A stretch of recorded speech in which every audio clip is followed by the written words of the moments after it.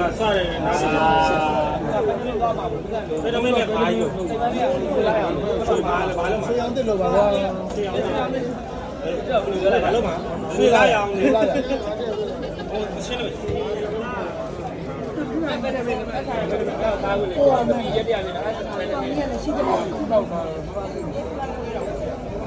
ဘာတကယ်အပြီးဆုံးအဲ့တော့ဒီမဲ့ငါဒီမဲကမှာဘာလို့ရမှာလဲဗျာကြားမှာတော့အဲ့ကောင်3လင်းနေတယ် ဟို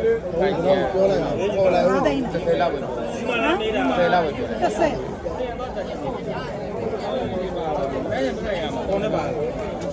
ကိုယ်သေးနေကင်းဘာလို့အိမ်ကြပါတော့သူ့အိမ်ဘယ်တော့လာလဲအိမ်မှာဘယ်မှာလဲဘလို့တွေ့တယ် ဘိုးလည်းမလို့ရေးတာ